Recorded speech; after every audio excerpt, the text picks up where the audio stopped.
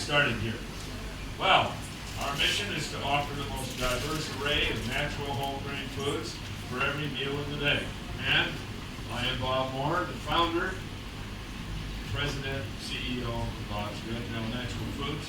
One location, Portland, Oregon. Isn't that a lovely picture? I'm going to show you a bunch of those. We got them everywhere. It's such a thrill to see your products displayed like this. Automotive business. I had my own mobile gas station. That's me, right there. Isn't that delightful? I love being in business. That was my first business. I was 25 years old. If there's anything I found out when I did this, I found out that I wanted to be in business. I like working with people and took it with me up there. And guess what? That big bump right there is 14 feet of snow over my tow truck. We had a terrible time up there. It just went on and on and on. It was just the dickens of an experience. And I lost everything. So I learned what that was like. But did it discourage me from business?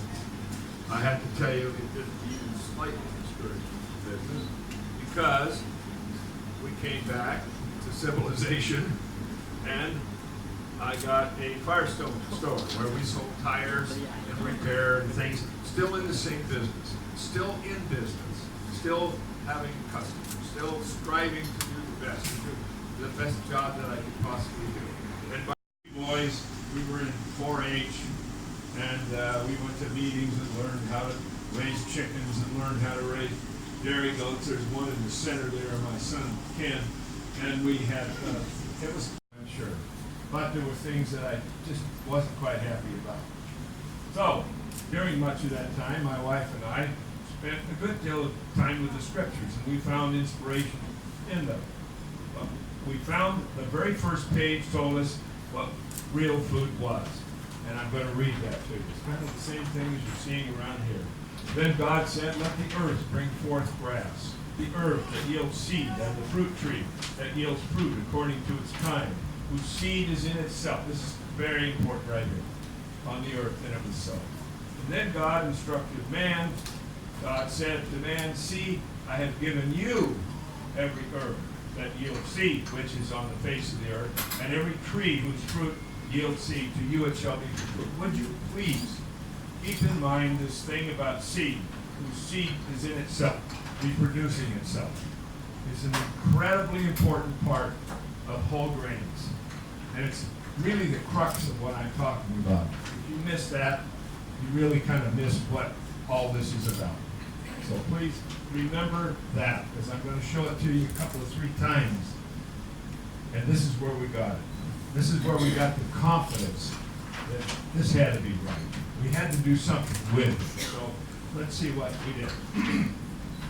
We were very fortunate to have, my wife was very fortunate to have, an 89-year-old grandmother who was very concerned about our boys, very concerned about our health, and she gave us these books right here. Let's Get Well by Adele Davis. Let's Eat Right. Treasury of Secrets by Gaylord Hauser, who was a guru of health food. Health things I'm going to tell you. And this was 1950, so is there something new under the sun? I don't think so. So far, I stretched as far back as you can go. Opportunity to get good food. Wholesome. Anyhow, we learned about this, and there were 2 little health food stores in the town we were living in, so we kind of people those all the time. I'm learning all the time about the smell of your life. Whole grains, the complete food. Why wouldn't it be the complete food? The kind of grains I'm talking about, you can put them in the ground and they'll make another grain. It's a complete food. It's a complete living thing. They're complex carbohydrates. They're a vital protein. They're necessary fiber, which is missing in most of your diets. Essential oils and nutrients from the dirt. Look, wheat, rice, corn, buckwheat, flaxseed, oats, all the grains are that way. All the beans are that way. All the nuts are that way. They're all the same. And somehow or another, we just seem to have to be determined in some way, shape, or form that we're going to take them apart. Some parts go to the pigs, and some parts go to people, but it doesn't go to you, all of it, and that's what I'm talking about. All grains have a similar seed structure, and what it is we have a grain, and we have that lovely bran layer on the outside, which protects it. It also protects your intestines. And we have this lovely germ at the bottom. And what happens when you wet this is the germ starts to draw from the endosperm food to send a seed, to send a stem out, a root out into the ground so that it can become a new plant. And that's what we call a seed. That goes back to the Bible. The same thing. This is the seed that reproduces itself. And that's what you should eat when you eat food. This is really the true food right here. Love it. I love it. I've been doing this for so long, it's second nature to me. Well, I guess I already told you this, but most of us have been eating about 80% of the grain and leaving the rest of it for something else, for some other use. The germ is the most precious part. The oils in the germ help your heart feel better, work better. And the bran makes your body work better. Really important. Really, really important. But all of it is what's important. All this white rice, billions and billions and billions, tons of white rice. People come up to me and they say, now white rice, is that made from white rice or is that made from brown rice? Or how do you do that? Well, they take rice, which looks just like this actually, and they mill this off and they mill that off, and that's what white rice is. It's not ground into flour. It hasn't got all of this wonderful stuff. You only get 80% of the value. And the rest of it is really where the health is. So, what am I saying? Well, you draw your own conclusion. And I loved every minute of it. And I ran across the book in the library. That 10 years was one of the nicest things because we really started from scratch. Success creates responsibility. That's a profound statement. And my responsibility was to create sustainability and permanence in my business with my employees. Now I'm switching a wonderful working condition through wages, benefits, and profit sharing, which I'm going to talk to you about. In the U.S., we have 401ks, retirement benefits, which we soon added with our match to it. So we tried to make Bob's Red Mill a real wonderful place to work. Well, what does one do with the growing profits from a successful business? Well, guess what? You can't take it with you. This was a dilemma in my life. A real dilemma when my accountant told me that we were doing pretty good. Buy another business, invest in something else. What about investing in your people? And kind of the rest of my talk is about something like that. So I'm going to take you down a little pathway that I went, that everybody doesn't go through, that I went through, and I'm standing here, I guess I'm sitting, enjoying your company, talking about my world, and happy to do it. Well, I put together a program, and I started profit sharing. And I took profits, these were real profits now. There's a lot of ideas about what profit is. Profit is what comes in at the end of the month, it's yours. You invested in the business. You sold your home and took the money, invested it in the property, and worked 14, 18 hours a day. And now the money that comes in after you pay all your bills is called profit. And we had quite a bit of it. It was pretty cool. We were pretty successful. And it was my feeling that I needed to share profit with my people. Sharing a portion of the company's profits every month.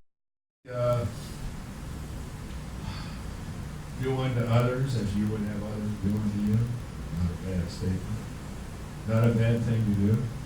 It is inspiring. and it inspired me to do this. So, I did it. Then, kind of an abrupt change here. The mill burned down. We didn't have a sprinkler system, and maybe it still would have burned down even if we had. But anyway, here I am now. I've had all this wonderful life I've been telling you about, things I want to do, things I like to do, things I'm doing, decisions I've made, wonderful business. So, remember now, I told you that we had a warehouse across the street. We had about 20,000 square feet. So, we weren't completely out of anything, but we did lose the mill and the best part of the business as far as I was concerned. So, in order to stay with it, I put this little sign, progress, sometimes it's just being there. And I'll bet everyone in this room has been up against some kind of a situation where it just didn't seem like there was any use in going to do this. And I had a lot of feelings like that.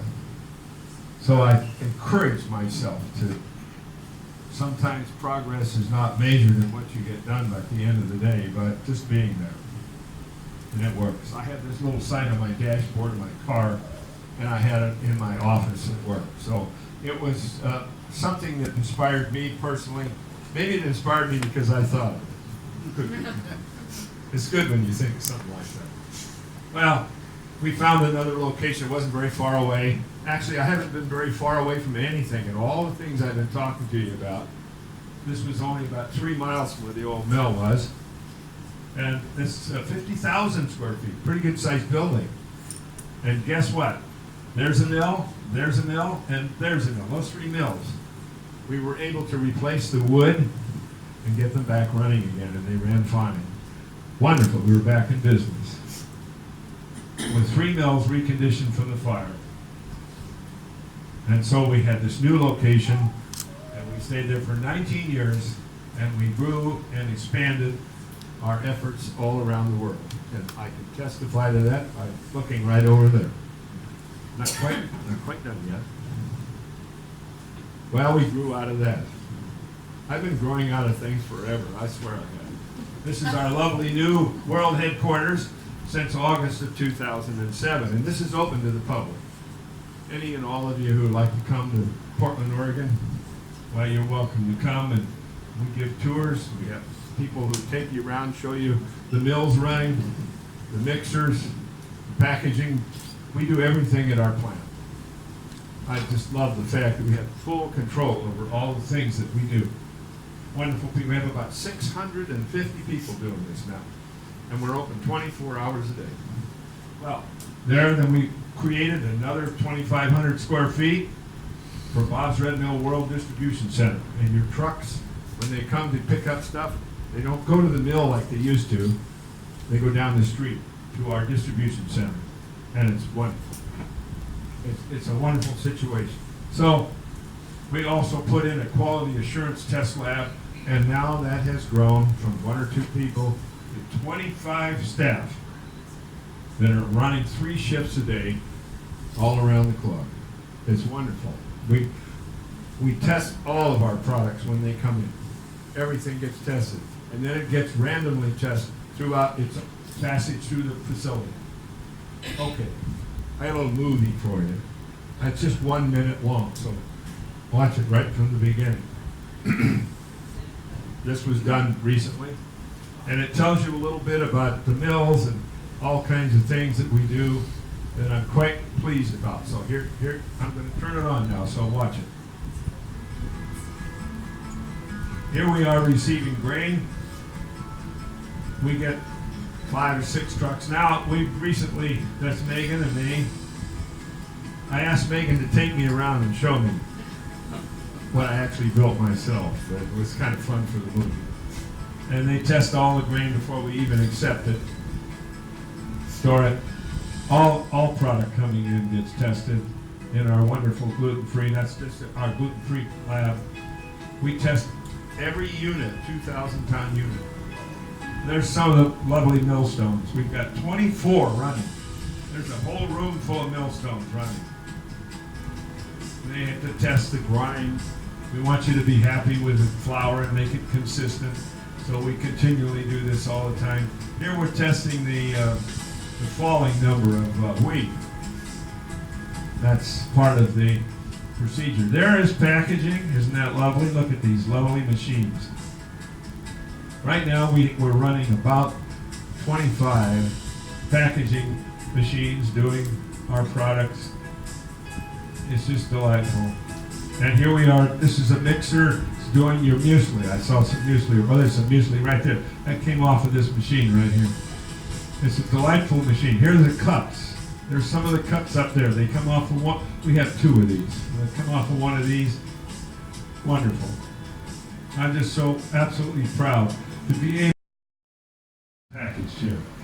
So I just, we have been very frugal with our company, with our own money. This is our warehouse. I showed you that 250,000 square feet. As you can see, we're visiting Peru, all over South America for various grains, including quinoa and chia seed, coconut. We have some lovely farmers that we've been dealing with since I started, 40 years ago. The Williams brothers, they're just delightful. We're all over. We really know what we're getting. When we test it at the farm, test it when we get it in. We love our business. Whole grains. I'm going to tell you, Nancy's going to tell you a little bit about whole grains that I'm sure you want to hear. It's wonderful, the culmination of all the things that I have known from the beginning intrinsically have come out now scientifically, and I'm going to give the mic to Nancy, my assistant. She's been working with OHSU and the folks up there, and here is what she has to say about whole grains. Nancy? Very, very nice people. Thank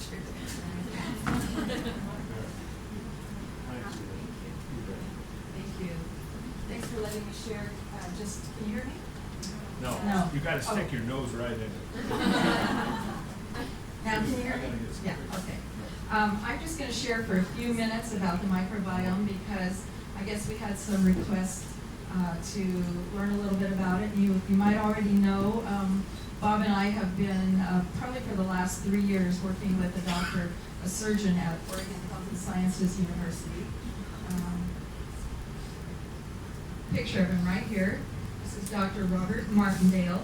He's professor of surgery, chief of gastrointestinal and general surgery, and he really focuses a lot, he does GI tract surgery, but he has been focusing on how good, proper nutrition can help surgery go better and how the patients recover much quicker when they're on a healthy diet rather than just through pharmaceuticals.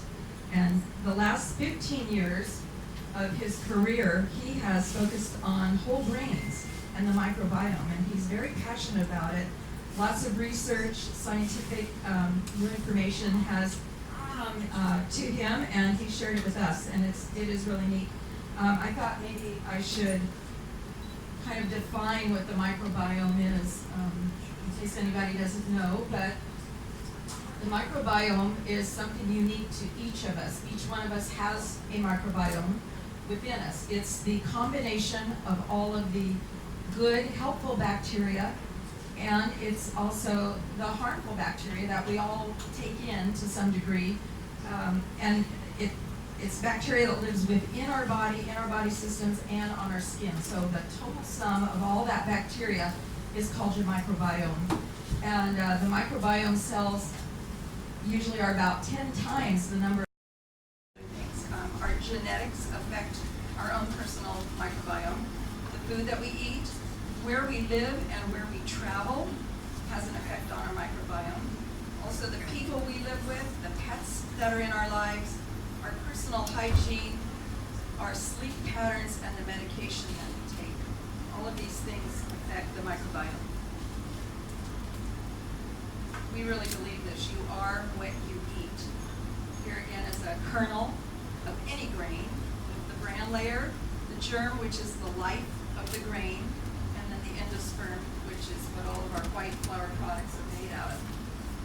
Foods that help good microbes or bacteria grow in the intestinal tract include whole grains, fruits and vegetables, nuts and seeds, and fermented foods such as yogurt, kefir, kombucha, kimchi, tempeh, and sauerkraut.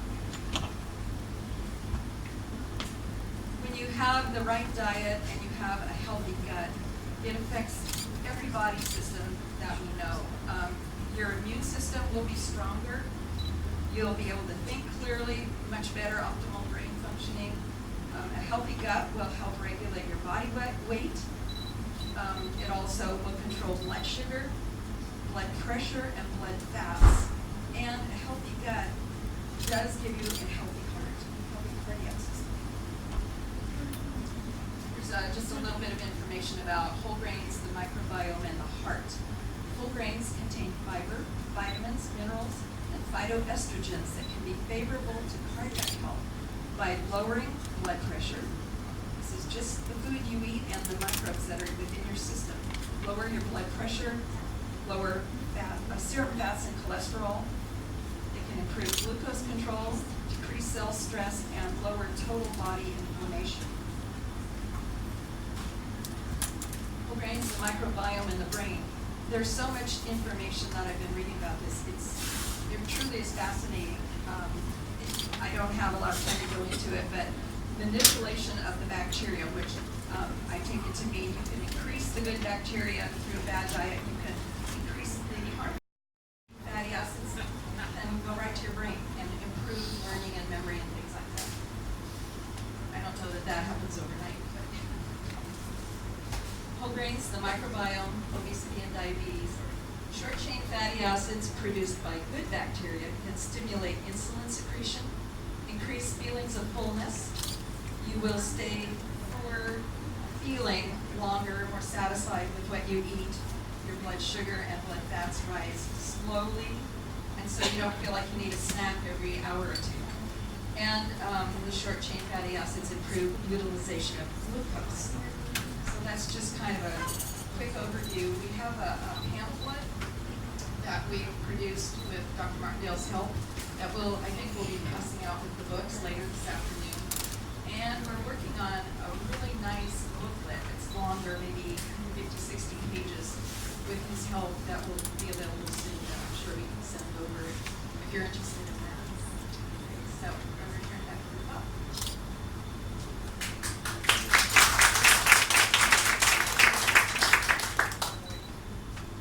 Well, I told her she would.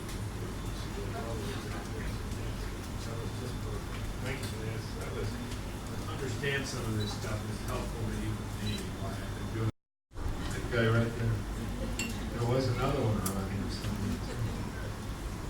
And quite a few more back there. It's a good system.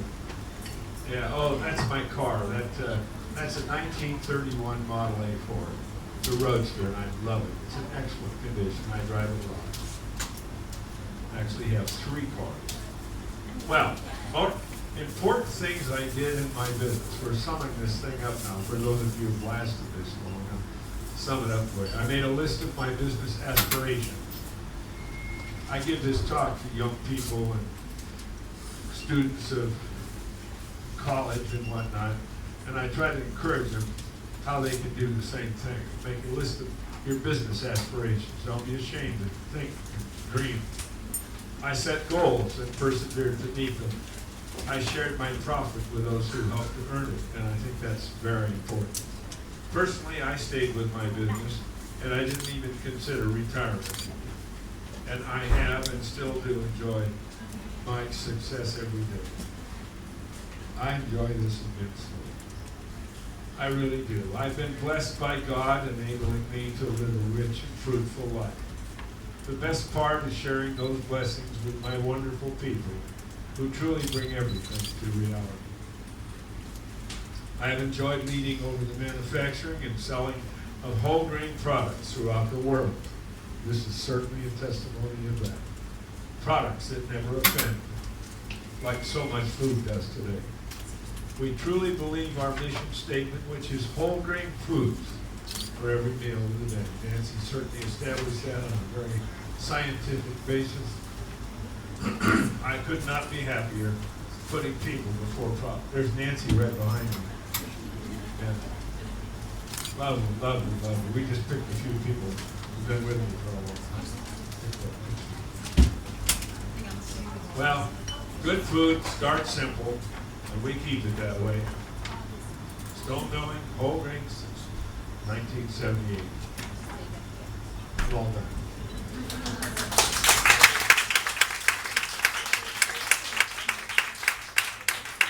Thanks, Brad. Thank you. Well, I hope it was a blessing to you. I could.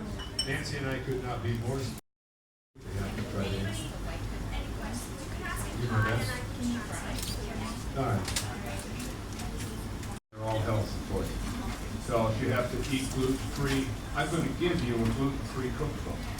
It has to come in contact with some wheat truck or wheat bin or something like that, because I understand that that is a true difficult situation with some people. But I treat that like an allergy. People are allergic to things, and they're just kind of born that way. You had a question? I'm just curious about R&D happening. So you started with grains, you're still doing whole grains, but now we're seeing other products like the protein powders and coconut sugars. And do you have a vision, or you lead for a big R&D facility that keeps pushing the boundaries for? I have to. When you get active like I am, even at 90, you can't quit. The coconut sugar came about because I had all our coconut growers from the Philippines. They were all in my office, and I got to talking to them about it, because they take coconut and they flake it and they make little pieces out of it, and they grind it into flour. And they were asking me about coconut sugar. You know how they make coconut sugar? Just like they make maple sugar. They got a coconut tree, and they cut a thing around it, and then it drips into it, and then they boil it. That becomes coconut sugar. Who would think of that? I don't know. Anyway, we have a lot of it. It's very popular. I can't get enough of it, but they help me to see all the variety of things we do. I read books all the time. I mean, my whole office is full of books on grains and different things like that. Anybody else? Yeah, here. The paleo diet is huge right now, eliminating all grains. Is there any research showing that it's harmful to the body? Well, wait a minute. Now, I'm not a doctor, you guys. Yeah, I can fix a mill, and I can grind paleo grains. They're just nuts, is all they are. They're not. Yeah, I mean, and again, I think we're dealing with kind of the human body has its frailties, and some of you are allergic to this, some of you are not. It's just part of being human and living, and we're all having the same problem. Everybody has the same problem. So you have to find out for yourself what makes you sick or what you break out on and things like that. And there's no doubt about it. So if you need to, I don't know whether it's as complete a diet as I would want, but that's up to you to decide, I guess. If you can tolerate, I can tolerate all the grains. I eat them all the time. I'm just consumed with the grains and the different varieties of grains. And I have for breakfast, lunch, dinner. Am I lucky? I don't know. If you did the same thing and you didn't get sick, would you be lucky? You got to watch out for allergies. You can't just jump into stuff. The human body has got its frailties. Somebody else had a question. Oh, there it is. Yeah. All right.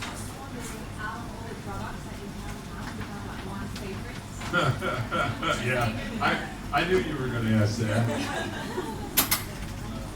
I can pay her later. I'm going to warm up to it, okay? I have probably over 400 products, and I make them in basically 4 sizes: a small, a medium, like a 5-pound, and then a 25-pound. So I have 4 sizes. So I got quite a few of them. I think we're up to 1,500 or 1,600 different numbers of products. 4 different products. Well, when I first started this business, I didn't tell you my full story. I actually started in 1972 Son. I think they're going out. I don't know. Is this one working now? And the boys and I were challenging each other to come up with cereal. So I came up with a 10-grain cereal. That's my favorite. I love it. One of my boys came up with a 5-grain cereal, and it was roll grains. And then I came back with taking the 10-grain challenge, taking all the yellow grains out, the millet, the corn,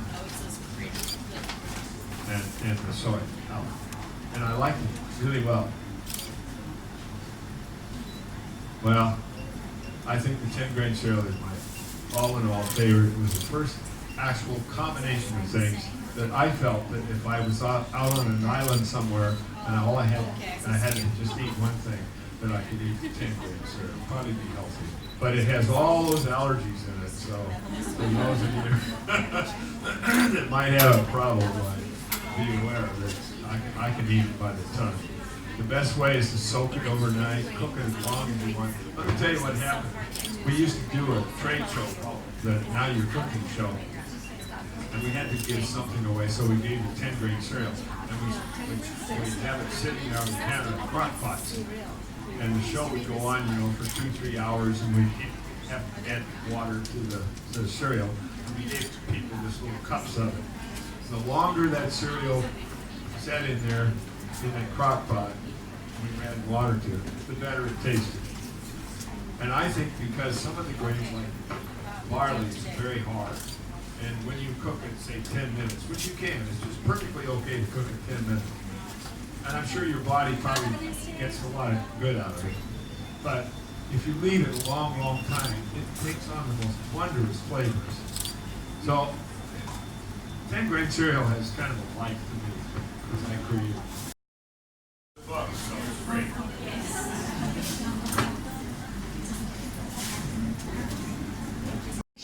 Or epigastric problems, reflux, heartburn, any of those.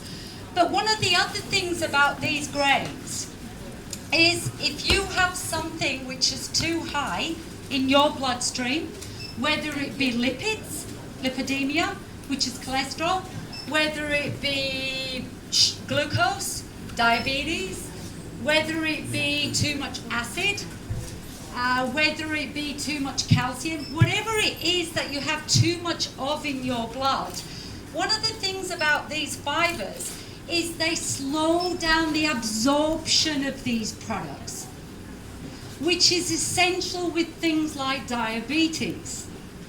Diabetes, the whole point of diabetes is to try and regulate your blood sugar. So the beauty of these 4 fibers is they're very, very low on the glycemic index, which means they don't spike your blood sugar. If they spike your blood sugar, anything that's on the high glycemic index, what it does, it spikes your glucose too high, and it has to drop the other side. But what happens is you absorb a lot of that glucose into your bloodstream, and it gets to your cells, and it really can't use it. It's in too high amount. So what we will tend to do is use a bit of that glucose for ATP, for cellular energy, and the rest will be stored as fat and cholesterol. So one of the things, and I will talk about this afternoon, I've got myths of low-fat diets for cholesterol. One of the things that we tend to forget is that glucose is relevant as far as high cholesterol goes and obesity. So these fibers are very essential for your cardiac muscle, your heart, whether it be skeletal muscle, your muscle on your bone, whether it be smooth muscle, the muscle of your gut. It's all muscle. But we're going to come from protein. They are your primary building blocks for human growth, any kind of growth. Vitamins and minerals, they're all important for growing muscle and improving strength. Requires movement. Have have a healthy metabolism, you have to move your body. It's very important to exercise. If you are looking at lowering your weight or improving metabolism, you might burn out your adrenals, and we don't want that. 4 times a week is the minimum. Twice a week doesn't do it. Once a week doesn't do it. Don't kid yourselves. And I will talk about when you exercise, everyone seems to think when they exercise they can eat what they like. I'm exercising so it's okay. Rubbish. If you exercise, you cannot eat what you like. You know, you have to exercise effectively and you have to eat the right foods so that you burn the fat off your body and improve your metabolism. Proteins. Proteins provide amino acids, the building blocks, as I said before, but what kind of protein you choose is up to you, okay? I do not advocate any strict diets. I am a nutritionalist, and if you ever come to see me for nutrition, do not expect that I'm going to put you on some kind of ridiculous strict diet, because I don't work that way, okay? I believe there is a massive emotional, spiritual, and physical component to food. Always with humans. I don't care who it is. Okay? If there is an emotional component to food, you need to address that. Because that will always come back to haunt you. If there is a physical component to food, and there is a food that's not agreeing with you, and it's telling you but you're not listening, you need to deal with that. Okay? There is a massive component to eating and what we choose to eat and how we deal with the foods we eat. And that we need to look at as part of the holistic treatment. So the protein you choose to have is entirely up to you. Okay, I have to tell you my background. I was a vegetarian for 45 years. Okay, from the age of 3 to about 43 years old. So about 46 years. But then I changed. I did used to eat fish and I did used to eat eggs towards the end. But, you know, I did that because I did not want to kill animals and eat animals. So it was a personal choice that I chose. As far as health goes, if you are choosing vegetarian purely for health or vegan, see, there's pros and cons to being a vegetarian and a vegan. Just as much as there is pros and cons to being a meat eater. Okay? So if it's a personal choice and you don't want to kill animals, totally understand. If it's not, then I would suggest that you have some animal protein in your diet to provide you with the protein you need.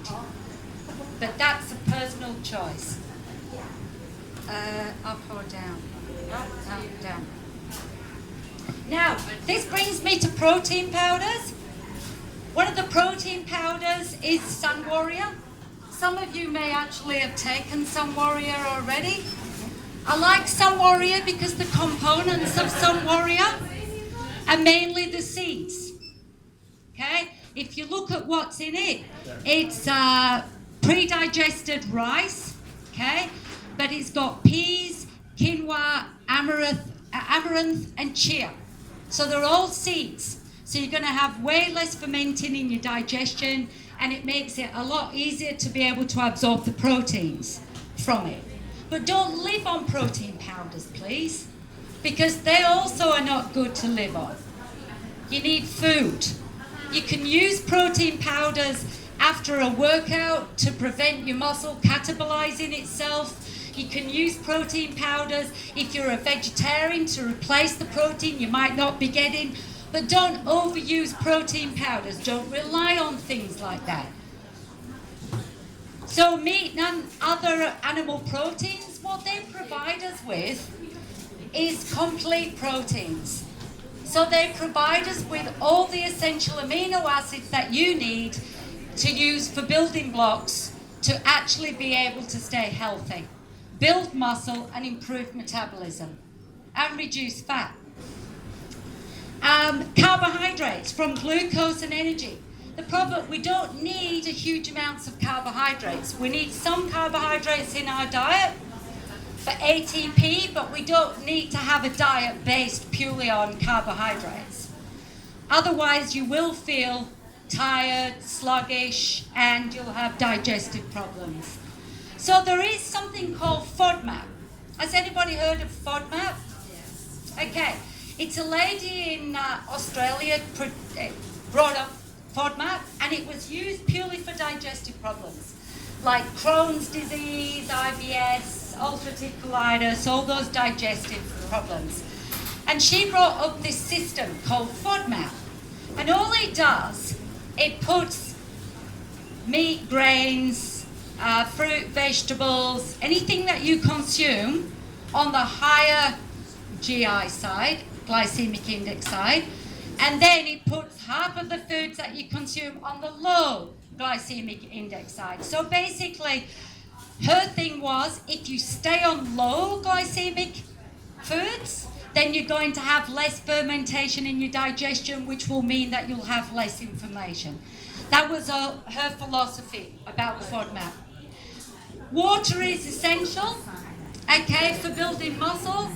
Water is very essential to prevent actually dehydration of muscles, and it also works in metabolism. Lentils.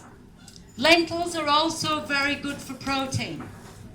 Also, chia seeds are very, very high in protein. So is quinoa. Is very, very high in protein. They're the two grains that I will be discussing. Seed grains for minerals and vitamins. It's very important to have minerals and vitamins for metabolism. The minerals and vitamins that you need are things like zinc, manganese, your B vitamins, magnesium. They're all important for the Krebs cycle, which is your metabolic cycle to metabolize food into ATP for energy.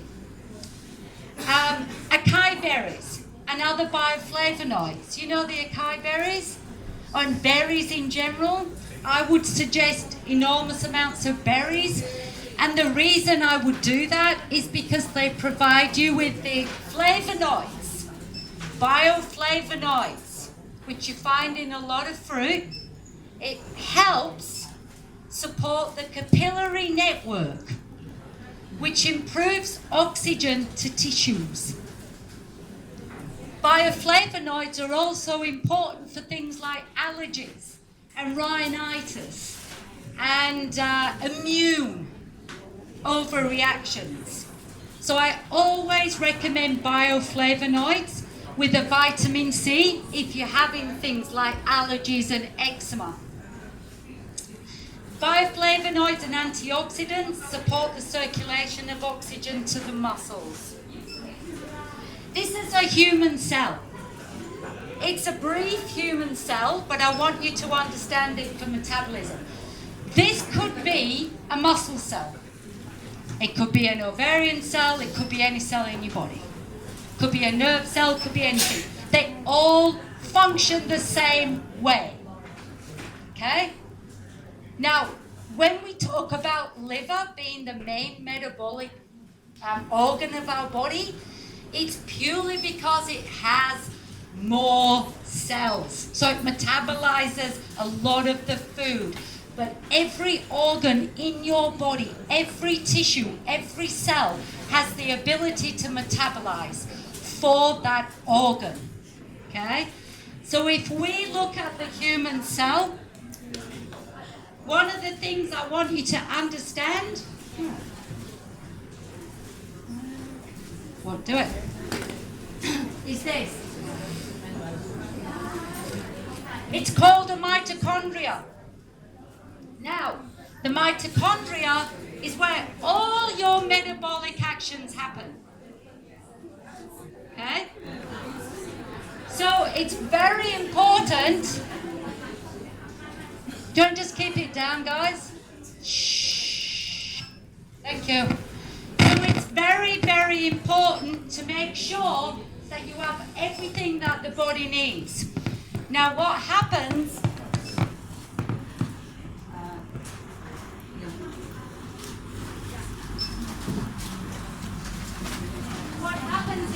when we eat protein, carbohydrates, in our diet, and fats, the carbohydrate inside that mitochondria. Yeah? But what happens if too much glucose comes to that cell will only take as much glucose. Omega-3 and omega-6 fatty acids from fish and seeds and nuts and all the omegas that we need, the essential fatty acids that we need, they come to the mitochondria and membrane, so it can work effectively. They also work by being converted into prostaglandins, which are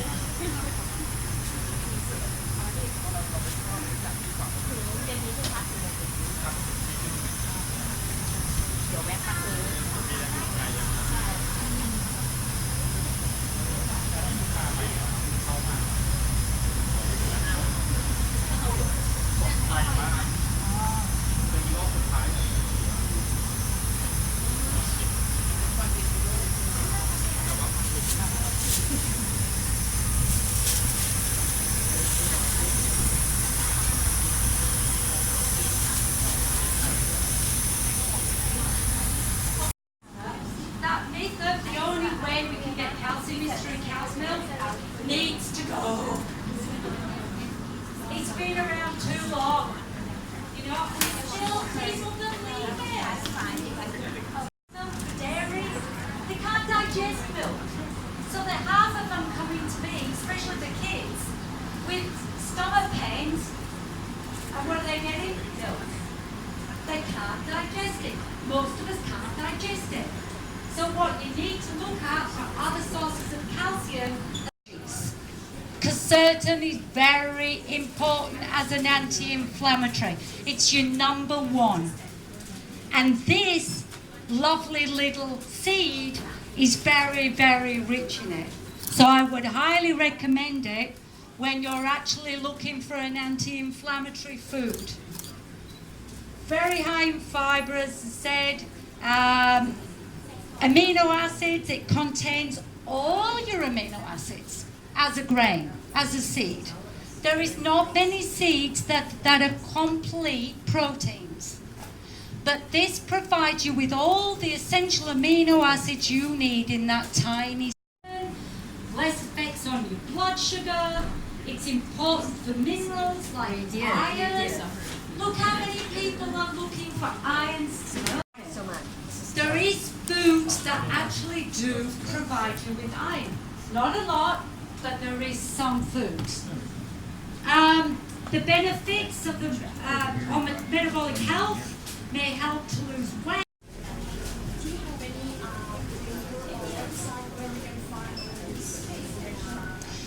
Most of it, if you Google, you can find so much information. All you have to Google is benefits. Benefits of quinoa, benefits of oats, benefits of flax seeds.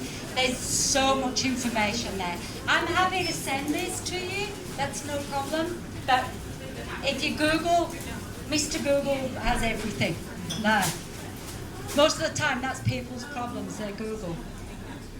What fluid should I use for breakfast with this Fluids, you can use coconut water. Coconut water is very good for older aged women because it's rehydrating and it's very cooling for us. But you can use almond milk, sometimes actually by putting chia seeds into almond milk and leaving it overnight, you have an almond pudding, a chia pudding. It's easy to do. You can use normal water, that's no problem, you don't have to have milk. There's so many other options. I use almond milk myself because it's very, very rich in calcium. So it's very, very rich for us, for our bones. So I tend to use almond milk. You can get oat milk. You can get rice milk, which is brown rice. You can get, I think that's about it, isn't it? Cashew, yeah. Yeah. You can get a lot of alternatives now. So it's really not necessary to be using milk if you can help it. Any other questions? Yes? What would be your ratio of protein per day for an athlete? What would you recommend? Look, I'm a big lover of protein. If someone was to come to me, I would give them probably more protein. I would give them less grains but more seeds, and I would give them lots of nuts. So I think protein for most people should be probably about 40 to 60 grams each serving. Yeah. The thing is with protein, it's very important. It is your building block. All those proteins provide they help us to feel better, like tryptophan. You know, tryptophan is very, very important for regulating serotonin. And it's found primarily in meat, an animal protein. So it is important, if it's not if it's not an animal choice, then I would recommend that you have protein in at least 2 meals that you eat per day. Because it is very important for sustainability, if you can help it. Any other questions? Am I doing another talk for these people or not? Afternoon. in lunch? Okay, so this afternoon Not her, no. Oh, right. Educational. Oh, sorry, okay. All right. Thank you everyone for coming. Thank you. Okay, but Penny and Sasha will actually be here at 2:30 to 4:30, 5 o'clock. So if you have any questions, you want advice on products, they'll be here.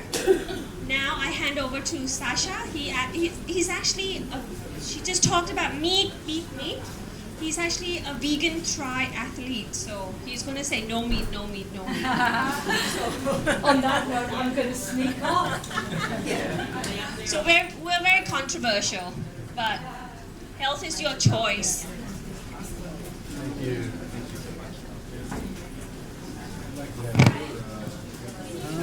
I just need to stick a HDMI into this.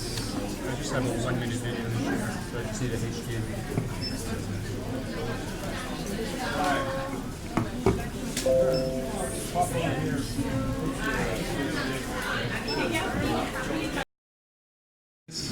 And best training centers in Asia, and I'm always surprised that people don't know it's so close, an hour away from here.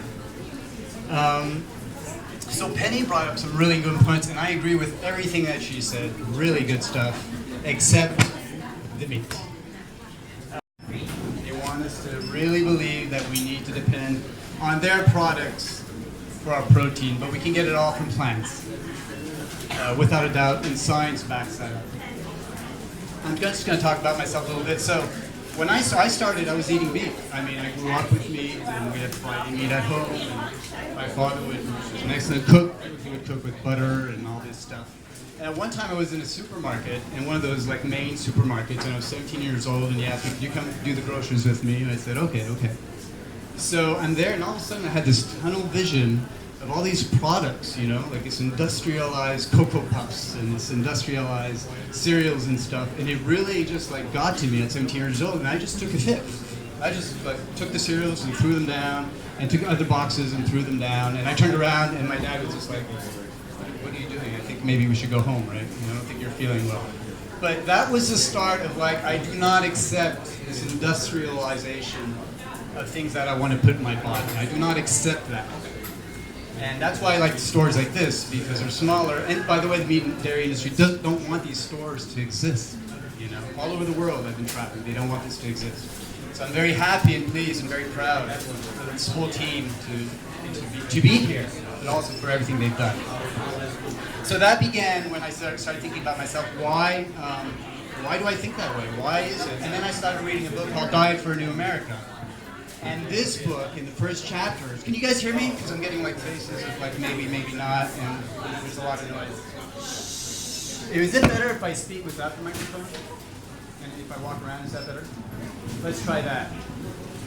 So then I read a book called Diet for a New America, where they have amazing stories of animals at the beginning. And I love animals. And then it started to create this weird hypocrisy.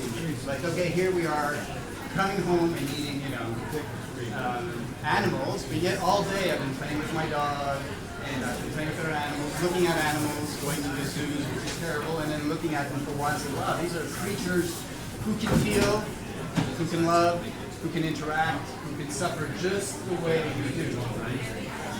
And then I started reading up on that, and in 1992, I said, I will become vegetarian. There's no internet. I'm so old now. There's no internet or something. And I decided that I'm going to do this because I didn't know about the dairy industry at the time. So I was vegetarian, for years and years and years. And I was running. And I was living in New York. I was in the arts before, so I was a director, actor, putting up shows in New York City while I was running and training. So that snowballed into 5 years ago. Somebody said, right, you know dairy's not good, but you're still having dairy, and why don't you become vegan? And I said, okay, I will become vegan. And then I watched all these atrocities that were committed against animals for the sake of, say, milk in your coffee or cheese. These are things that we're used to, right? In society, we get used to things. And if you say it long enough and you believe it long enough, if you live it long enough, then it becomes a norm, right? In societies, in certain societies, women are inferior to men, and that's socially accepted, right? In certain countries, there is genital mutilation, and that's accepted, right? In our country, in certain countries, we eat dogs, and that's accepted, yet the hypocrisy of eating pigs back home doesn't make sense, right? So when a society builds an idea long enough, we begin to believe it, and we think that's the norm. Now, for me, eating animals is wrong. Science and morality are two different things. Science backs you up that all plants can sustain your fuel, right? So there was a hypocrisy that I was dealing with, and I've come to terms with that. Now, does that mean we judge others? Yes. But it's not a war thing going on. When science backs you up, you've got all the weapons you need. And there is a war going on. There's a war going on against our animal friends. There's a war going on against your mind from the meat industry. These are huge conglomerates, right? All over the world saying you need meat and you need dairy to survive. I'm here to show you today that you can be an athlete. You can go on the podium. You can run. You can do ultra marathons. And triathlon is quite an endurance thing, right? It's a very difficult thing to do. It is proven that eating plants will give you much more endurance than meat. And my girlfriend is very happy about that for many reasons. So let's talk about veganism versus vegetarianism. I think most of you know, but just in case, vegetarian, you don't eat products, right? I mean, dairy and eggs, correct? Or butter, or anything derived. Like, you don't eat meat, but you can eat those. Vegan does not allow you to, doesn't allow you, you don't want to eat any animal products. Now, the difference between a plant-based athlete or a plant-based person, that person, he or she can just eat plants but not care if they're wearing leather or wool, or they don't care about going to the zoo, or it's more about their own personal thing. That's plant-based. And I really believe that we have to go a bit further than that, because we have a moral obligation to do that. If you know that something is causing suffering on your plate and you're still doing it, there's a problem. There's a big problem. And it's something that we can easily change for many reasons. So the protein myth I've discussed, and I really believe that plants can do that. And instead of showing you videos, which I'm changing my whole lecture format today, so we'll see how it works. Just want to mention briefly, because you can all get that on the internet now, but science says you can get everything you need from plants. All right, so if that is true in your mind, then you've got to ask yourself, why is it that I'm still eating meat, or I'm still drinking milk or dairy? The other question is the B12 factor. Everyone's like, okay, Sasha, what is it that you're like, okay, come on, are you taking a supplement? I take my B12. I like taking my B12. Okay, but then you can't get vegan because you're supplementing. That's not the point. If I was a carnivore, a meat eater, an animal eater, I would still take B12. B12, it's an organism found in the soil. So back when we were more in the primitive age, we were foraging, we were taking leaves, and on the leaves there was bacteria, and you were taking that in. We were drinking water at the stream. There was really good bacteria. There was B12 bacteria in there. What happened with the industrialization is that of the food chain is that we chlorinated the water, we've eliminated, we sterilized the food, so we've taken away the bacteria, much of which was good stuff. Okay, we're glad there's no typhoid and all these other, diseases, but we've also removed the B12. So even if you are eating meat, supplementing the B12 and selenium are very important because the soil is being incredibly deficient. Okay, that's an aside. Osteoporosis, heart disease, cancer, like colon cancer, prostate cancer, breast cancer, dementia, stroke, these are all massively attributed to eating meat and dairy. Now I know Penny's not here, so I can really, but it's so important that we realize that these are not only reversible, but we can prevent them. Heart disease, one of the number one problems in our society, and we're just sweeping that down. Yeah, there's other problems. We're doing that for a lot of things. But that's something that you can do every day of your life, 2, 3, 4, 5 times a day, is not to eat something and replace it by a plant-based approach. And you will feel healthier. Guaranteed. Scientifically guaranteed. Now, you might have other problems, but it's not related to nutrition. So the health is an extremely important aspect to being vegan, and we could go on for an hour and a half with presentations and testimonials about people who have done that. You can do that on your own, so I'm going to brief it up. The other issue about veganism is the environment, right? The environment's a big one. So when I was living in New York and I was taking my classes in directing, theater directing and all that, I used to go by 2nd Avenue, and in 2nd Avenue there was a little organization called the United Nations. This little organization called the United Nations says very clearly that the leading cause of greenhouse gas effects would be attributed to what industry? The meat and dairy industry are the leading cause of greenhouse gases. Okay, so that's huge. That means transportation. Imagine all the vehicles on this planet, and look at all those ships, those warships with planes on them, and you know how much pollution that is. But what beats that? The meat and dairy. They don't want you to know that. They really don't want you to know that. So there is a war going on, folks. A big war going on against our animal friends and your mind on that level. Don't let them win. We're also facing the 6th mass extinction. right? This is like, we're in the Holocene period now. There's been 5 before, mass extinctions, and here we are living the 6th. The 6th one, guess who's causing the 6th one for the first time? We are. We are destroying everything. We are killing all the inhabitants on this planet.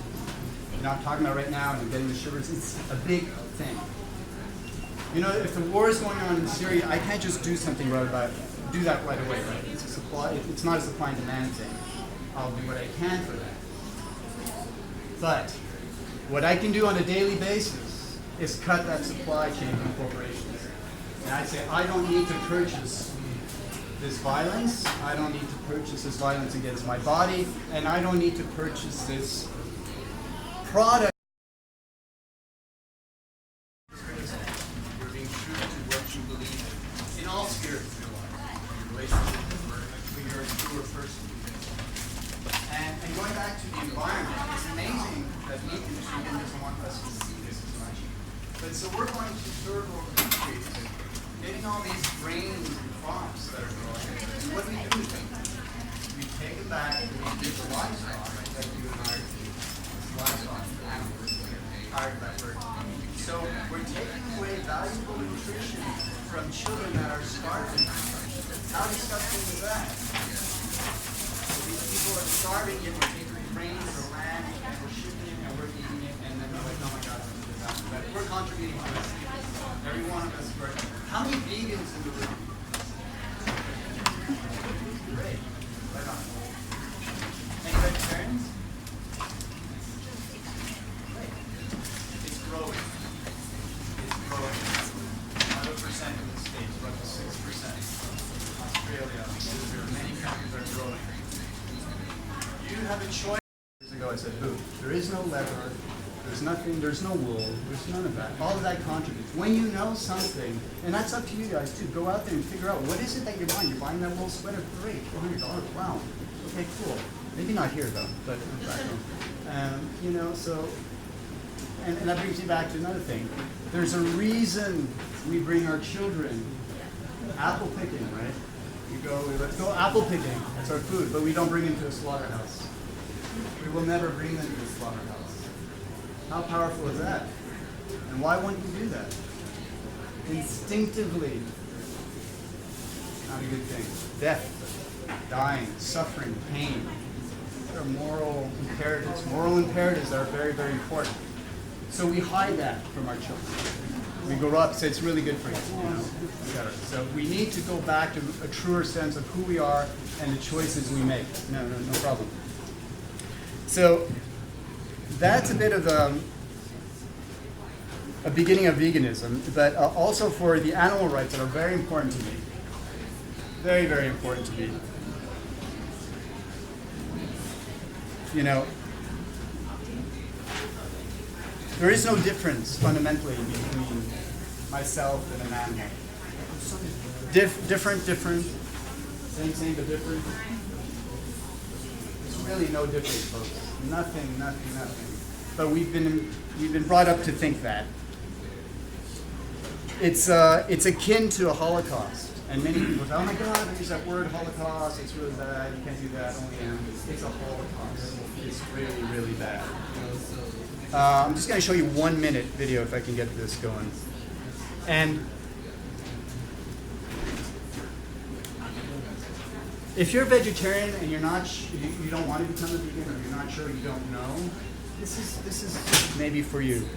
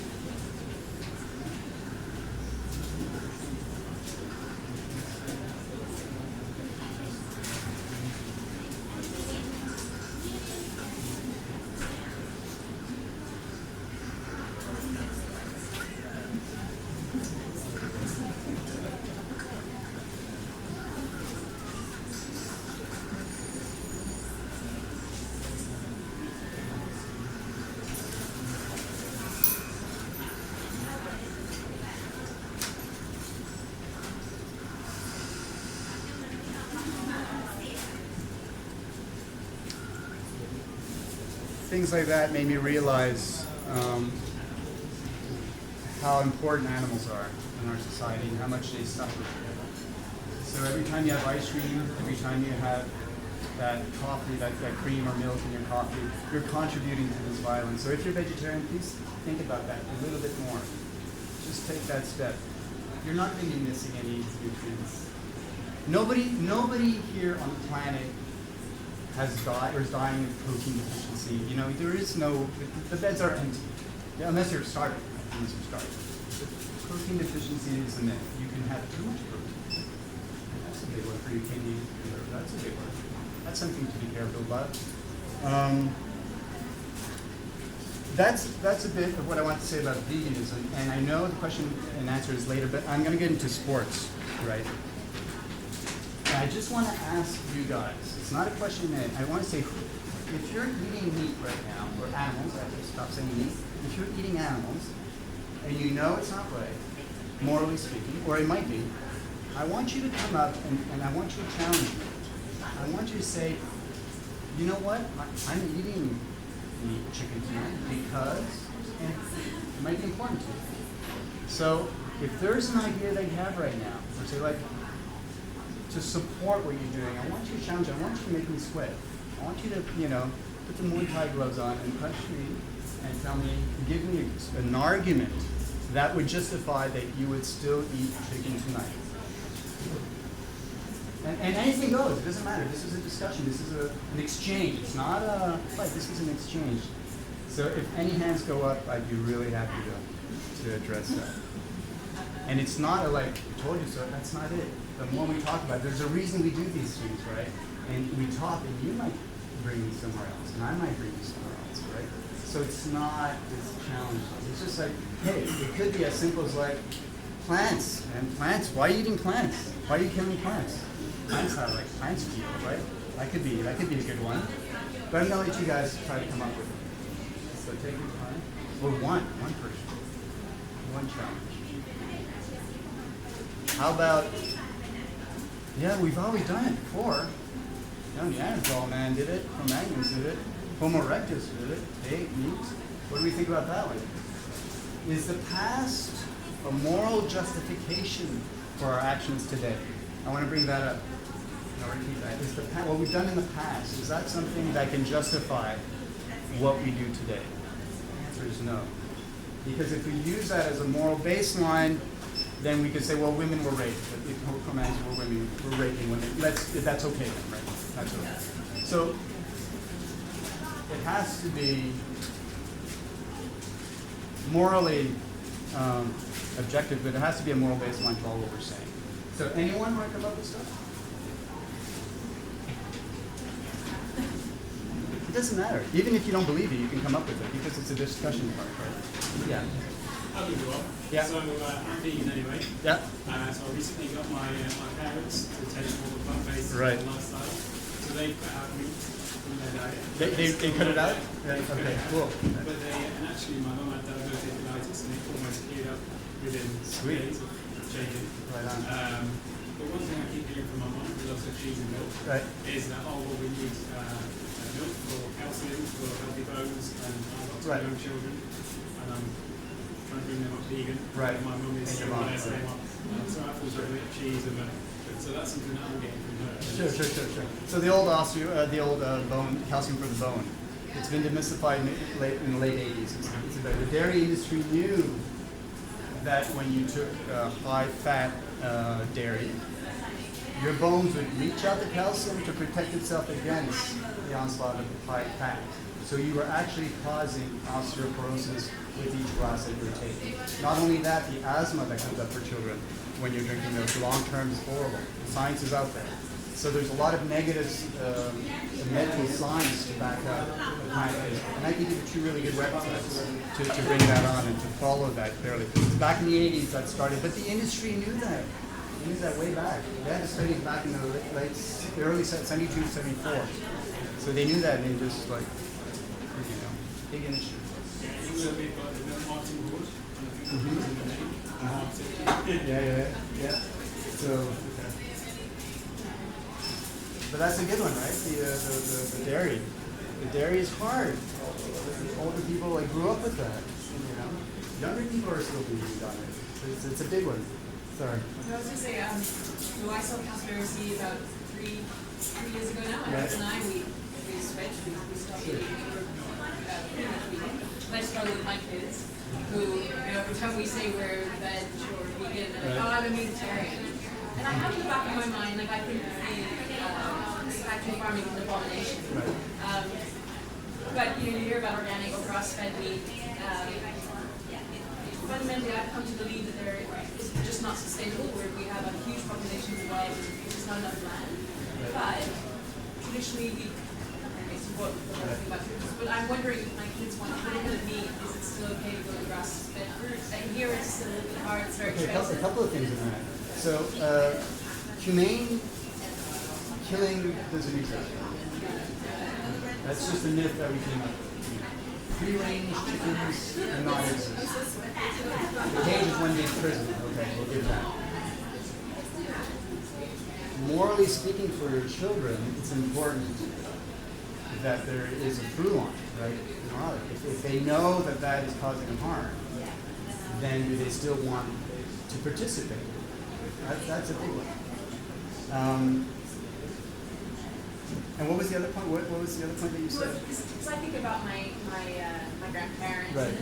and so to me, Oh, right. there's That's tradition right. as well. Right. I mean, there's But the other thing too, again, to get morality, if the animal was brought up in a really nice way. So I went to a slaughterhouse back in Canada, and I need to do that. I need to go see what's going on. And so the person the couple, young couple, they were 20s, very passionate, second generation doing this, and they're like, let me show you how we treat our animals, So they take them out because they were trained. And they say, we love them. We love them.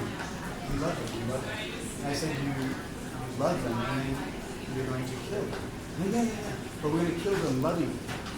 So I was in this barn, and they were saying, well, we're going to kill them with love. And we love them, but we're going to slaughter them. And I was slowly backing away because I thought these guys were crazy.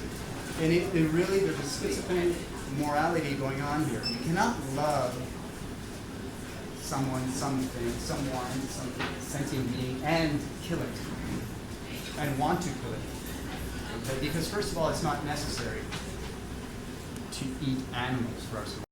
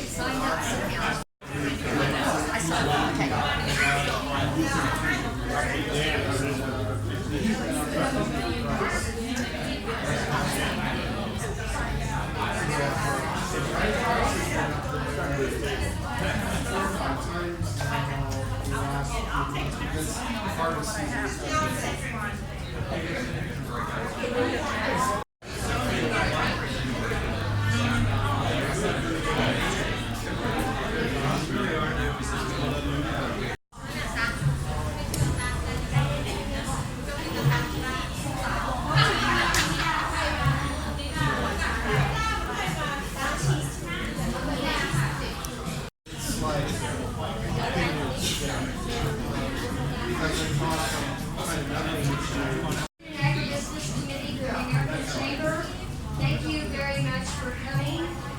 We're really thrilled that you're here, and we're thrilled to have Bob Moore from Bob's Red Mill and his wife. Thank you so much.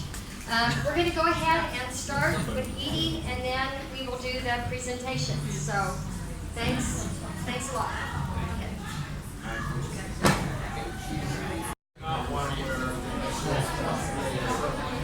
Okay.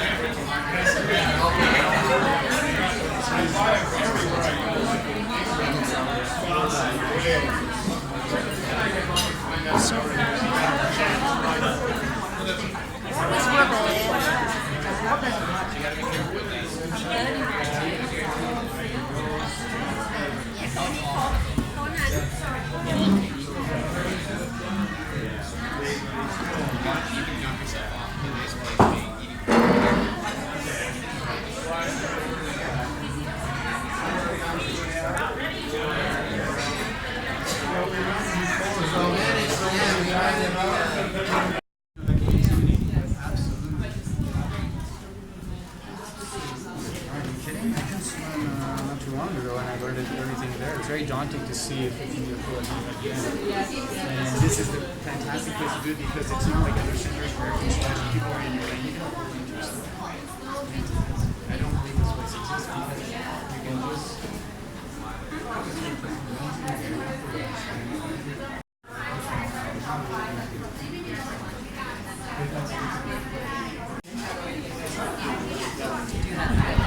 Yeah, how do you look at it? Let me send. I'll give you my email if you've got any questions about it. Any question about tiny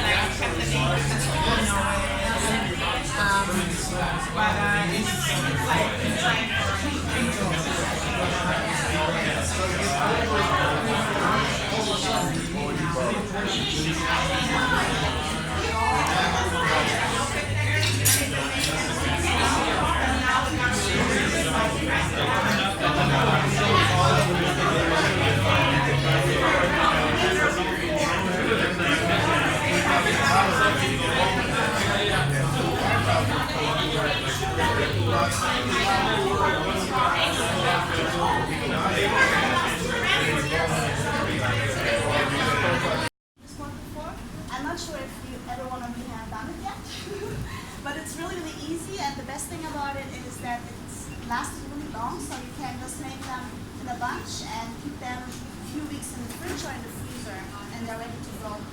And I'm also going to show you how to create ice cream. Really, really simple and with only natural ingredients. So I'm going to start with the patties. This patty is a garbanzo lentil patty. It's packed with protein.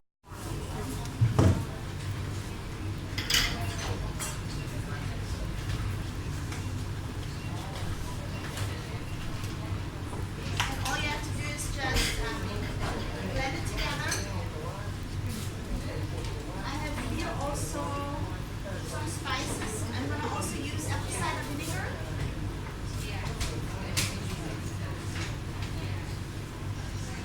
Have you done patties before?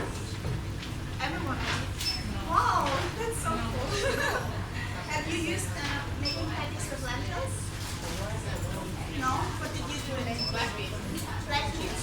Okay, you can use any kinds of legumes basically, right? And did you do prepare it beforehand, or did you do like, did you do it for the day, for the evening, or for lunch? Sorry? Okay. Is it easier if you stick it in the refrigerator for several hours before you put it? Yes, yes. Yeah, it's fine. Exactly. They bind much better together. But really using the chickpea flour combines it really nice. It really acts like a binder. Really, really nice. You don't need to put it in the freezer, but it's a really nice way to have something quickly. Okay.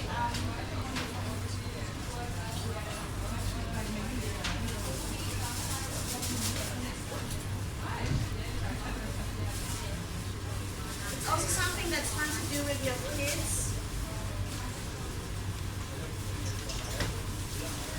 So all I'm doing now is basically form a bowl, nice and firmly, and then just press it down so it looks like a patty.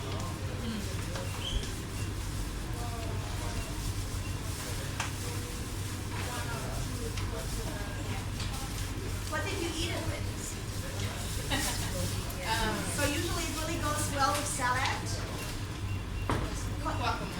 Guacamole? Oh, really? I can't remember. It was a while ago. But yeah. It was a while ago, okay, so you don't do that on.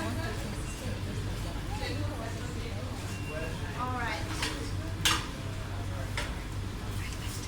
So, now I'm just gonna wait until it's heated up. I have already prepared some patties for you to try out. Maybe we can hand out some of the clients. That also comes with the salad that I'm going to show you, so you can try out how this tastes like. And all you have to do is basically pop it in the pan, fry it for a couple of minutes on each side, and you're done.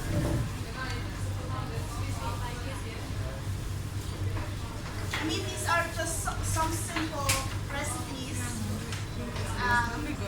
that you can try out at home.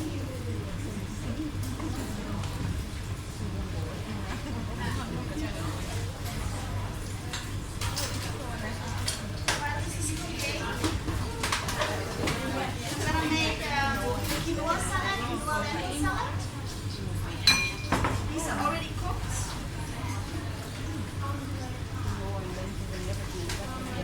And it's basically, this is really high protein meal. You don't need to add any kind of protein powder or that.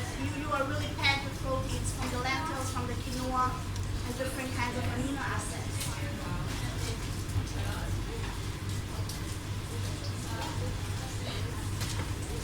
So the salad comes with a Granny Smith,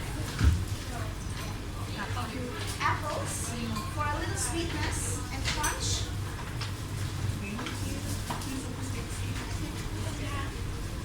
Little olive oil, salt and pepper.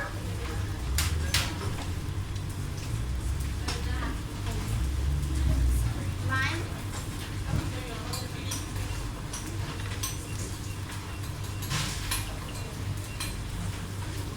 I find if I use quinoa, you don't feel as like full. You're satisfied, but you're still like energized afterwards. compared to rice, if you eat white rice, I feel like pretty full if I eat rice afterwards. And it tends also to make you tired, which I think with quinoa is not the same situation. What do you think?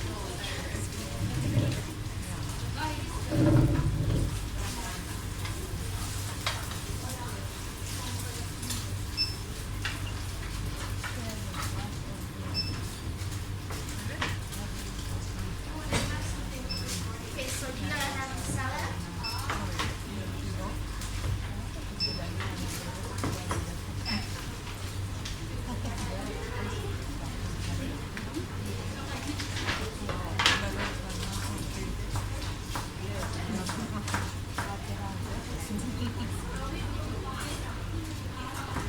Just gonna incorporate everything together. You can also prepare the quinoa and lentils 1 or 2 days before if you really don't have much time. And the only thing that you need to do is just add some lettuce.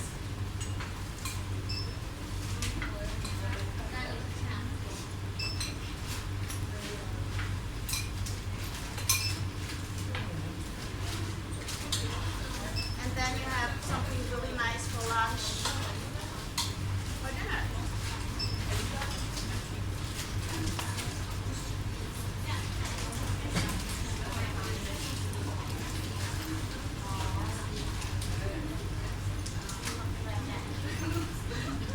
Do you like it, guys? Come out to take a quick photo if you want. Oh yeah.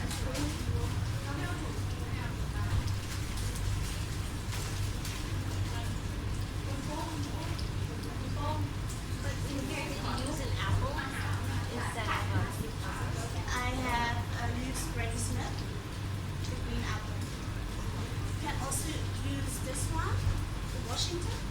It's a bit sweeter, so it's really up to your taste. Okay, do you have any questions for this dish? I mean, it's really, really simple. It's just really combining the ingredients together and just really doing it because you tend to be really comfortable with eating outside instead of just preparing it at home. But if you eat outside, you never know what you're really eating. So I really encourage you to prepare as much as you can at home with just simple tools. This is a very simple dish. Everyone can do that, but not a lot of people do that. So the patty and the salad is something that you can really prepare ahead of time, and it's good for 2 or 3 days. This is just one way to really have your diet back under control instead of just always eating outside. Okay, Natasha, can you put out the ice cream? Outside, please. Okay,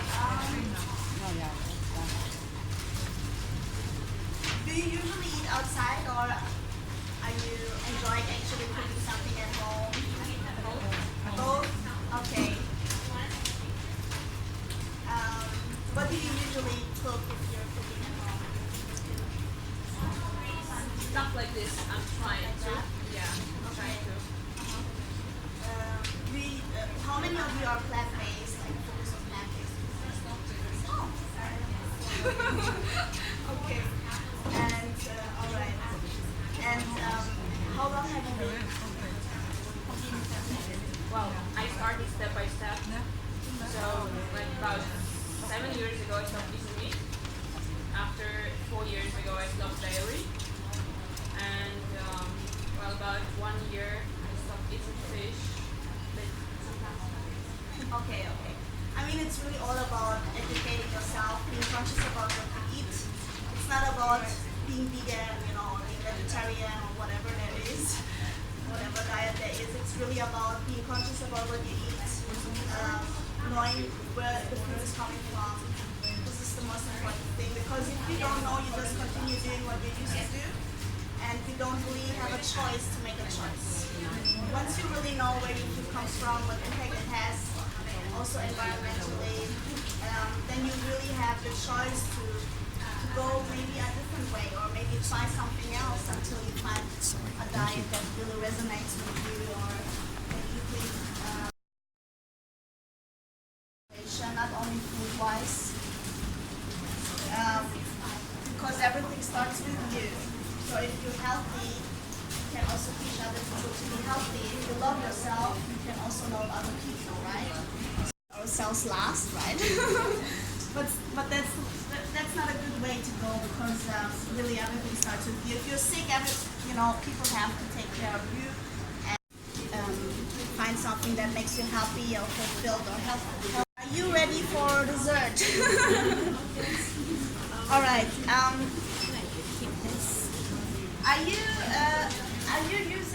Are you any one of you did ice cream before? Wow! I'm so surprised. I'm really happy about that. No, it's really easy to make your own ice cream. A lot of people don't know that. You can use as the base banana, avocado as base, and you can top it up with any kind. I don't know how many people of you know Thermomix, but you can basically also use any kind of blender. Because what I'm going to do first is I'm going to pulverize sugar. If you don't have a blender, you can just skip the sugar. Thermomix is a German technology and it replaces 12 gadgets. So you have actually 12 gadgets in one. And you can cook with it, you can steam with it, you can blend and grind, you can do everything with it. It's basically the future of cooking. And because it's so powerful, you can really make everything from scratch. Just like icing sugar I'm going to pulverize first the sugar. I have here coconut sugar. And the good thing is also, it's really, really quick. So usually, if I do ice cream, it takes like ages. With my old blender, like 10-15 minutes because you always have to scrape it down and all that. So I really think twice if I'm gonna do the ice cream or not. But with this, it only takes like a few seconds and you're done.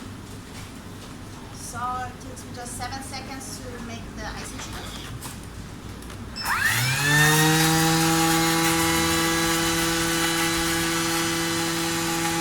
And with the banana, frozen banana. See how it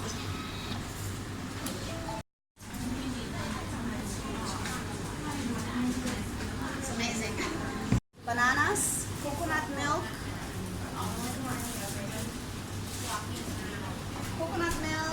protein powder, San Maria chocolate powder. You can add as much as you want. I'm just gonna add 1 scoop. And for a fuller chocolate flavor, I'm going to use a little bit more of the cacao powder. For taste only, because it's going to be a chocolate ice cream. And the protein is not enough to give it the full chocolate flavor. You can also use carob powder instead of chocolate if you want to skip the coffee.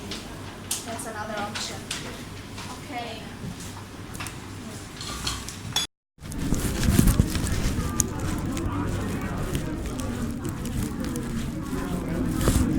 Let her go.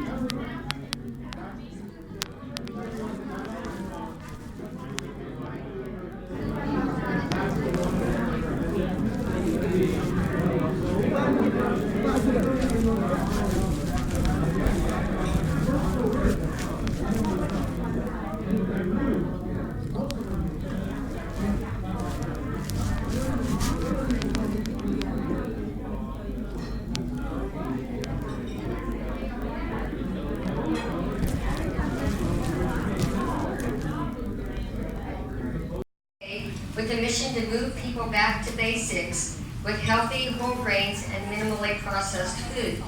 The motivation took part style and the chance reading of a book, John Goff's Mill.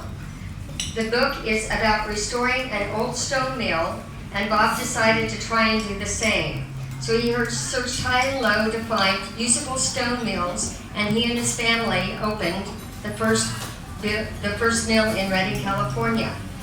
Today, the new Bob's Red Mill operates a 480,000 square foot manufacturing facility and 125,000 square foot world distribution center. At those facilities, Bob's Red Mill produces a time when everything in the food industry in the U.S. and worldwide is changing.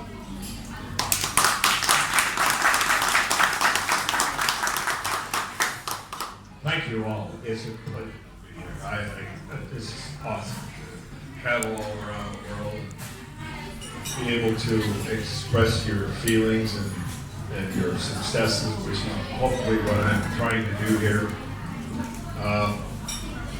We make the healthiest food in the world. Bob's Red Mill, the leading brand in healthy natural. We've worked hard at doing that for 47 years. I'm Bob Moore, founder, president, and CEO of Bob's Red Mill Natural Foods. We have one location where we make all of our products. I'm so proud to be able to feed the world, or most of it, or some of it, the way we have been able to do, because whole grains, I hope I'm going to demonstrate to you, are, in my belief, the healthiest food that you can eat. I use stone milk. They're wonderful. We don't take anything out of the grain, and we don't add anything to it. It's been a delight all the way along to be able to do that. This mill up here is an Egyptian mill, probably 5,000 or 6,000 years old. People milled their grains that way. We have about 25 of these, and the difference being that we don't turn them by hand. We have an electric motor that turns them, so they're wonderful. They're very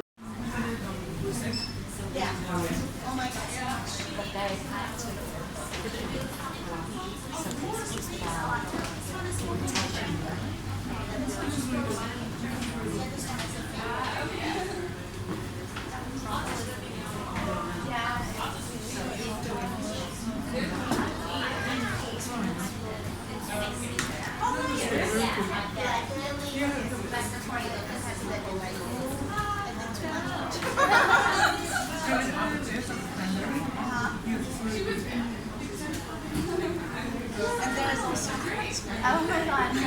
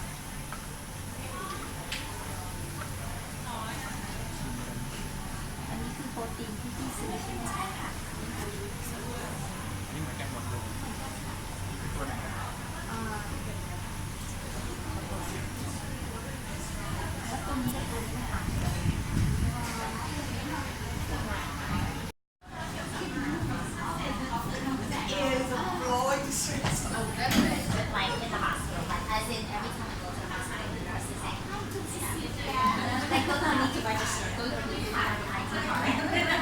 Like that kind.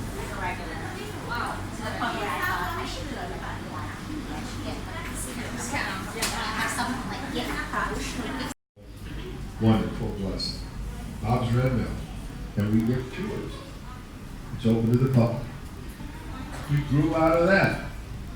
And now we have an additional, besides that, 250,000 square feet of warehouse where we ship our products from. Finished product always ends up over there.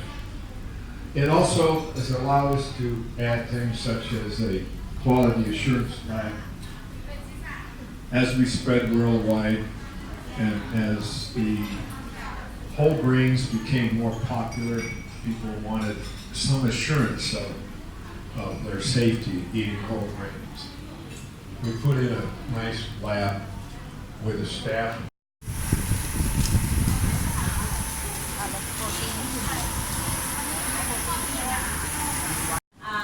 This, which is an owl chamber that you use for asthma, she was doing that Flexotide and Ventolin on this twice a day. That's on a good day. That's on a good day.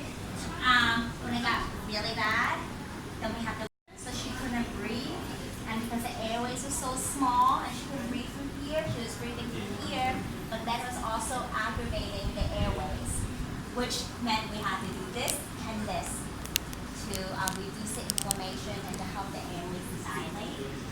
What is making it worse? And living in Bangkok and also where we came from, Hong Kong, it really didn't help the situation. She was, I walk out, she sneezes. And when she does, so this is daily, this one's like her healthy state, okay? This is when she had a respiratory infection, which is once or twice a month, okay? Then she would also be on all of this, on top of this. So, and when it got really, really bad, which it has, where her face practically healthy pregnancy, which I did, and I never got sick in my pregnancy. I thought I ate well, I thought I did. And she was a textbook pregnancy. She came out really healthy. She met all her milestones, cognitive and physical development wise. But when I think back, I think it was really the stuff that I was giving her to eat. Which, by the way, some of this stuff the pediatrician told me I could feed her. And who was I to question the pediatrician? Because I'm a first-time mom. I didn't know anything. I said, well, as long as she's not prescribing cookies and donuts and candy, I mean, look, Earth's Best, whole grain rice cereal, that looks great, It's not, it doesn't scream like McDonald's or Burger King or any kind of junk food. I'm sorry. Whole wheat bread. I mean, it's not Dunkin' Donuts, right? Because it says it wasn't the processed kind of white rice. I mean, it's not gonna poison you. And also, I thought, well, that's my culture. I'm Chinese. I grew up eating white rice, and I'm fine. Everybody else in my family is fine. I'm not poisoning her. And also, the doctors say white rice is the best. When you're starting the baby, because their digestive system is very immature. It'll only digest that. Okay? Pasta? She said, yeah, children love pasta. I mean, what child do you know that don't like pasta? Right? It's like the usual to go, right? So, I mean, these were her staples, and I gave her a lot of milk. She went to cow's milk. I didn't know anything about organic, not organic. I didn't realize that the milk that I was buying had hormones and antibiotics pumped into them, and that I was feeding this to her like every day, twice a day sometimes, because she loved her milk. She loved her cheese. I didn't know that there's a difference between raw, hard cheese and even like soft cheese, like Kraft. I didn't know. I just thought, well, everybody else is eating it. I grew up eating it. I'm fine. Fish, I thought, I'm getting her salmon, right? That's good for the brain. Again, I didn't know that there's a difference between farm fish and ocean carps. Nobody ever told me this. So this is pretty much her diet. And now looking back, a lot of this was what brought on, I think, a lot of cellular inflammation. So cellular inflammation is in which your cells in your body are inflamed, caused by stuff that's not real food, but it's below the perception of pain where you don't feel the pain. And obviously, a child is not going to know that, and she's not going to tell you, but it's like something is off and it's making you inflamed and it's really affecting your gut lining, its ability to digest and absorb nutrients, and that makes you even more susceptible to inflammations. For some people, it could be like tummy aches. For other people, it can be like joint issues. For my child, it just happened that she was a little bit weaker when it came to the respiratory system. So that's where the inflammation manifested. So for her, that became allergies, which got so bad, even though I was addressing it with, you know, the medication that you saw, that it became so bad that oftentimes it went down to the airways, the nonstop perpetual cough, which became asthma. So, and all that medication that I showed you earlier, the doctor told me that they didn't know when she could stop it. I said, well, is this a long-term kind of thing? Yeah, don't know. Sometime maybe they'll outgrow it, we don't know, but just keep doing it, it's saving her life. So that's what I didn't know, I just kept, you know, finding question. So I want to talk a little bit more about why. It's not that these things will poison you, you know, baby rice cereals, white rice and bread. It's not. But we can do better, you know, both for our children and for ourselves. Because usually when you're buying those baby rice cereal, yes, it's very digestible for the child. However, what it's doing is that it is, when they're milling the rice, it is taking away the bran and the germ, right? And you're only left with endosperm, part of the whole grain. So the endosperm is basically carbohydrates, has very little nutrients, right? But what our body really needs to function at its optimal are the bran and the germ. Because the bran has a whole spectrum of vitamin B and also lots of trace minerals that we need, like bone development, all that, and organs to develop. And the germ is really, here it is, antioxidants, you know, vitamin E, B, and a lot of healthy fats. Like, this was so critical, but yet she wasn't getting any of that here, you know? Oh, what happened? Oh. Did everybody take a picture? So, and these were the snacks I was feeding her. Again, a lot of parents think it's fine because, again, it's, you know, organic, it's rice cakes, it's not cookies, right? Okay, but this is like crackers. I think it's one of those teething crackers. But again, when I looked at the label, I thought, yeah, this is fine. It doesn't have any like preservatives. It doesn't have anything that I can't pronounce. It doesn't have anything with numbers. So this should be fine, right? But again, no, looking back, it was again causing a lot of cellular inflammation because this is what I would see a lot of times. It was fruit juice concentrate, vegetable powder, right? But at that point, you know, 7 years ago, I'm thinking fruit juice. I don't know, in the back of my mind, I'm thinking, it's fruit juice, it's juice.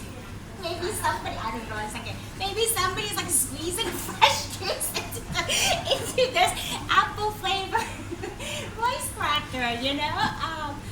Vegetables, it didn't say vegetable powder. It was saying like, it would be like spinach. It was like spinach, it would be like spinach. But I didn't realize that oftentimes it will make up like less than 10% of the entire ingredient, of the entire, you know, product, right? Sorry. And it definitely excessive sugar level. I don't know if you guys gone to the baby aisle or the kids aisle. Not just baby aisle, but any snacks that's marketed to kids, any healthy snacks. A lot of the stuff is more than half the amount of what a child, like a sugar that the child should be consuming each day. So according to the WHO, a child under the age of 10 should only be consuming should be only consuming at most, okay, 3 teaspoons. You take a bag of this sometimes, that's about 2/3 of your daily maximum. But it says, Earth's Best, organic, right? I mean, that's what I was feeding my kid. I had no idea because it was vegetables and fruits, right? So sugar is a lot of the times, this is like the excessive evil. That is what really brings on cellular inflammation. So, turning the corner. So, the straw that finally broke the camel's back, where I just said, enough, we're going to the doctor every other week. I can't do this anymore, I just can't. And this is what really led to me going, there's got to be something better than medicine. Is because in 2 months, we moved here to Thailand. In a matter of 2 months, she was put on 4 rounds of antibiotics. I think it was necessary. I know a lot of people say, no, the doctors really overprescribe here. No, like we waited out and make sure that, it really wasn't meant, that it really wasn't just a viral. Like we waited it out. These were conservative doctors I had here.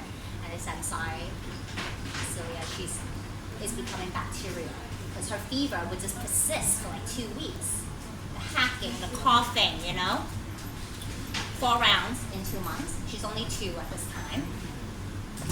She was having anxiety and lower self-esteem. This kind of chokes me up every time I talk about it because a lot of the stress I was carrying on my shoulders, the emotional stress.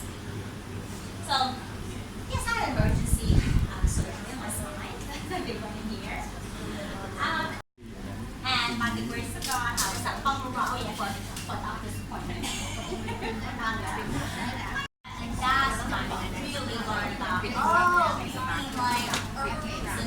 herbs and plants can help you.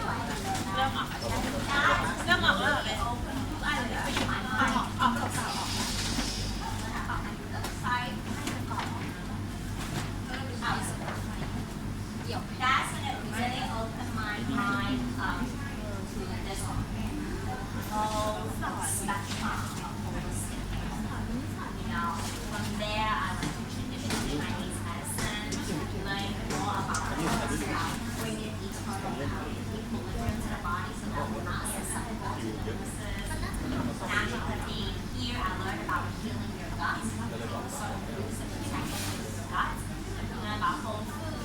I took the way I started cooking was really like traditional Chinese, Japanese, and Mediterranean, because I have a lot of anti-inflammatory both these diets that I could relate to, right? That can heal her.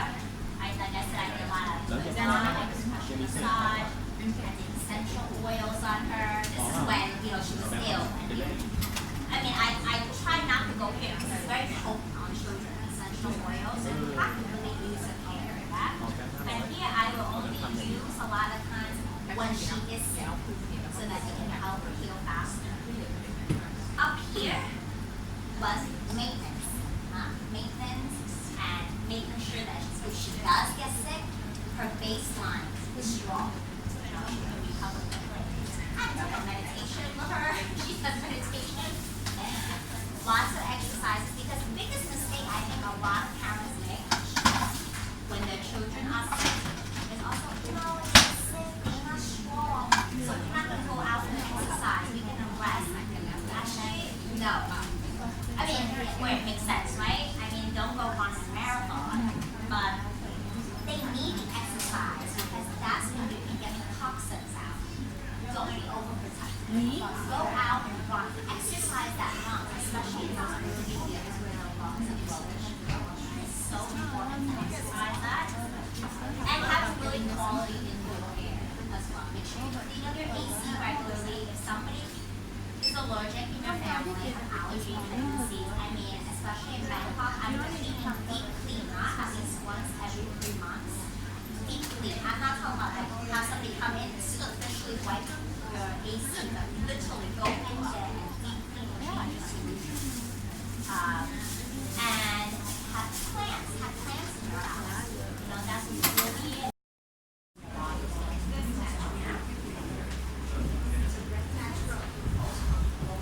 I'm not going to go into this. Again, I'll send it to you in an email slide. This is just a routine of what we do to maintain good health at home.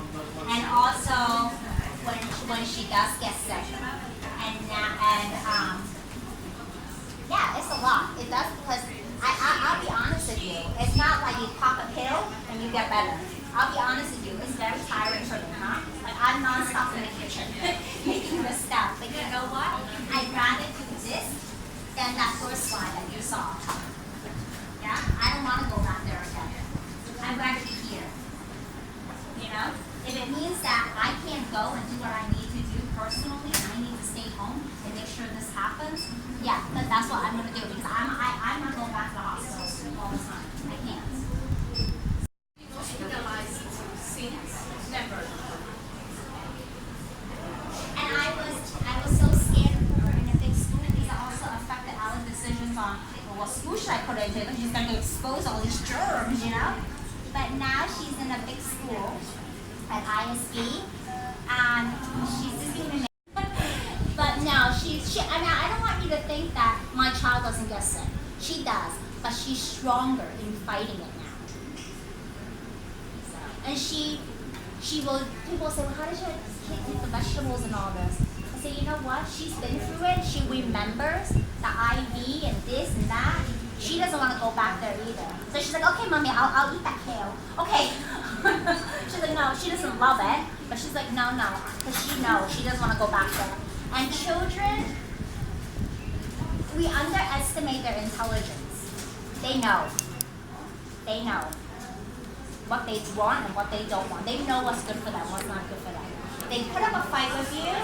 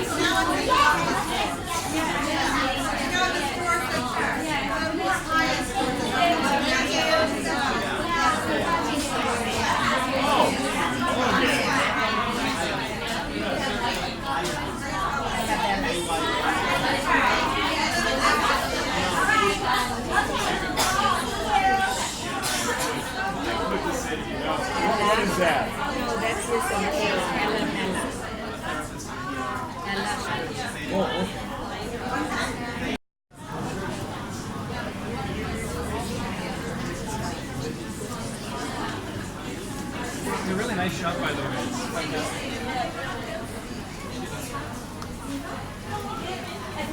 fantastic. It's closed.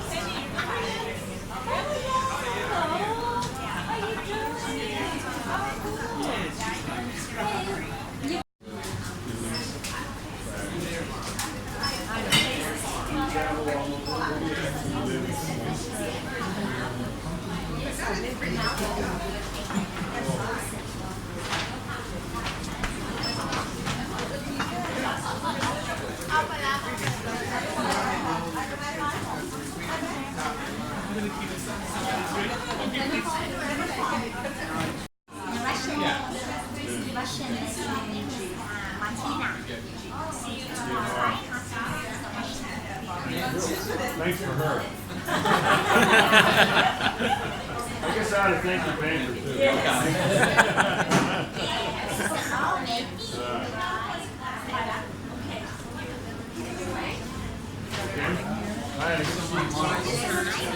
Steve.